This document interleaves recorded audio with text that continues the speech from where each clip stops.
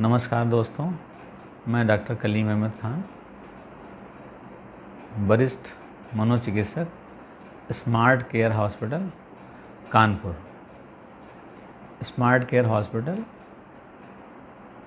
एक multi speciality hospital है जहाँ पर मनोचिकित्सा की सुविधाएं मिलती हैं। और आज हम एक बहुत इम्पॉर्टेंट टॉपिक के बारे में बात करेंगे। मनोरोग क्या हैं? एक स्टिग्मा, एक भ्रांति मनोरोग के बारे में सामाजिक तौर पर है कि मनोरोग का मतलब है कि वो व्यक्ति जिसका कोई मानसिक संतुलन या मानसिक विक्षिप्तता की ओर चला गया, वही लोग मनोरोग से पीड़ित होते हैं, जबकि ऐसा नहीं है। मन की बीमारियों को मनोरोग कहते हैं।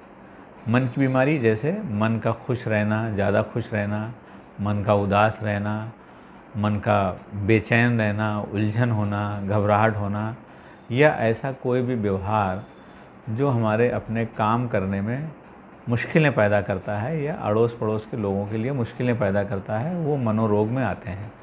जो आम बीमारियां मनोरोग में आती हैं उनमें depression, anxiety, obsessions, phobia, conversion reaction, addictions, mania, schizophrenia एवं अन्य व्यवहारिक समस्याएं इस रोग में आती हैं।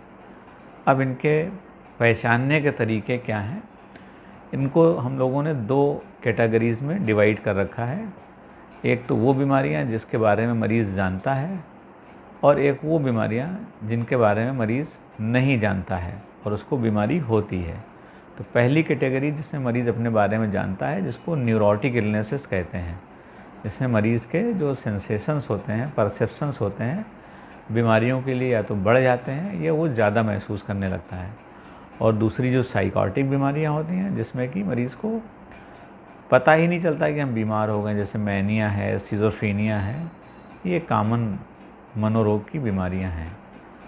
अब इसमें जो न्यूरोटिक इलनेसेस हैं, जिसके बारे में जो लोग अपनी बीमारी के बारे में जानते हैं और लोगों को लगता है कि कुछ ज़्यादा बता रहे हैं या उनकी फीलिंग्स उसके प्रति ज़्यादा होती है, उनको न्यूरोटिक इलनेसेस कहते हैं। उसमें सबसे जो कॉमन बीमारी है वो डिप्रेशन की है।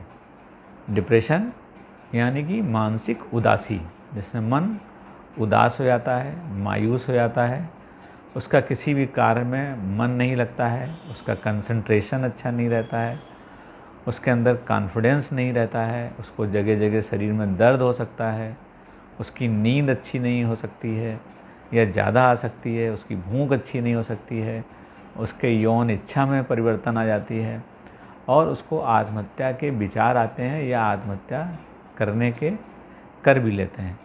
तो ये आम तरीके से समाज में फैली हुई बीमारी है और इसके बारे में ये माना जा रहा है कि 2030 तक दुनिया में मनोरोग की बीमारियों की संख्या सबसे बड़ी संख्या हो जाएगी, जो आज की डेट में इस्चीमिक हार्ट डिजीज़ यानी कि हार्ट से रिलेटेड बीमारियों की संख्या है। जैसे आज की डेट में अगर आप देखेंगे आसपास, तो आत्महत्या करने वालों की संख्याएं दिन प्रतिदिन बढ़ती जा रही हैं, जबकि उनको बचाया जा सकता है।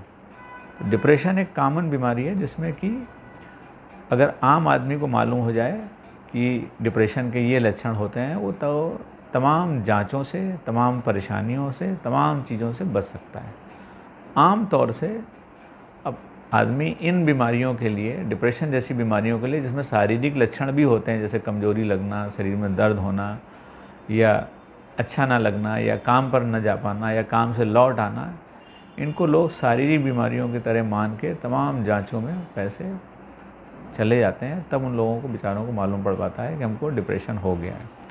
और डिप्रेशन एक कॉमन बीमारी है जो आज की डेट में ज़िंदगी में कभी न कभी 30 से 40% लोगों को असर करती है। और ये बीमारी ठीक हो सकती है क्योंकि ब्रेन के अंदर जो न्यूरोट्रांसमीटर्स होते हैं, सेरोटोनिन, डोपामीन या स्टेरॉइड्स होते हैं, उनके लेवल में फ़र्क आता है। सेरोटोनिन एक खुश रहने वाला हार्मोन या न्यूरोट्रांसमीटर है, अगर उसकी कमी हो जाती है या उसके परसेप्टिव न्यूरो रिसेप्टर्स पर कमी होती है तो वहाँ पर फ़र्क होता है। तो आम आदमी के पहचानने के लिए सबसे इम्पॉर्टेंट है नींद में कमी होना, ज़्यादा आना या कम आना, मन का उदास रहना या उन चीज़ों में आदमी को मज़ा ना लगना जिन चीज़ों में उसे मज़ा आता था, शरीर में कमज़ोरी लगना, निराशाजनक या नेगेटिव ख़्याल आना अपने बारे में, हम कर नहीं पाएंगे, हम बेकार हो गए हैं, हम अच्छा नहीं कर पाएंगे, हम अच्छे नहीं हैं, हम ख़राब हैं, ये इस तरीके का ख्याल आना डिप्रेशन के लक्षणों में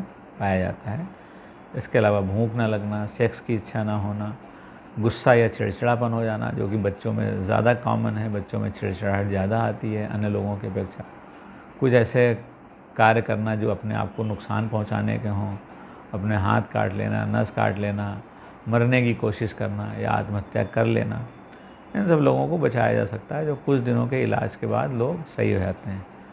इलाज में जो डिप्रेशन के इलाज की जो संभावनाएं होती हैं वो दवाओं में होती हैं, एक्सरसाइज में होती हैं, कॉग्निटिव बिहेवियर थेरेपीज़ में होती हैं, मरीजों के साथ अच्छा व्यवहार, साइकोलॉजिकल काउंसलिंग, और कुछ जो लोगों में लोग नहीं ठीक होते हैं उनको अस्पताल में रख के, जिनमें सुसाइडल ख्याल आते हैं, जो सीरियस लोग होते हैं जिनमें दवा का असर आने में टाइम लगता है, उन लोगों को हॉस्पिटलाइज करके भी कुछ ECT जैसे इलाज भी किए जाते हैं। ये जो हम लोगों ने ये एक लोगों की नॉलेज के लिए एक स्मार्ट केयर एजुकेशन इनिशिएटिव शुरू किया है, ये इसका स्पॉन्सर है स्मार्ट केयर हॉस्पिटल, जो कि एक मल्टी स्पेशलिटी, यहाँ पर मनोचिकित्सा के अलावा, मनोचिकित्सा के लिए ये एक लाइसेंसी हॉस्पिटल है, उसके अलावा यहाँ पर अन्य विभागों का भी इलाज होता है, जैसे हड्डी का इलाज, स्किन का इलाज, सर्जरी का इलाज, मेडिसिन का इलाज, गैस्ट्रो का इलाज, कार्डियक ट्रीटमेंट, या अन्य जो विभाग हैं जैसे जेनिटो यूरिनरी ट्रैक्ट के इन्फेक्शंस हैं, कैंसर्स के इलाज हैं, ये सब कई विभागों के इलाज यहाँ पर सभी तरीके से पूर्ण तरीके से किए जाते हैं। और यहाँ पर ICU, OT सभी बहुत अच्छे बने हुए हैं और बहुत कम खर्चों पर सीनियर डॉक्टरों द्वारा एक अच्छा इलाज मुहैया कराया जाता है।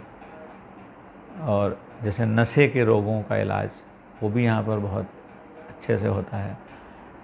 और यहाँ पर पूरी टीम काउंसलिंग की भी है, कॉग्निटिव बिहेवियर थेरेपी की भी है, ये सब टीम यहाँ पर हमेशा उपलब्ध रहती है। और इमरजेंसी सुविधाएं भी यहाँ 24 घंटे सभी मरीजों के लिए मिलती हैं।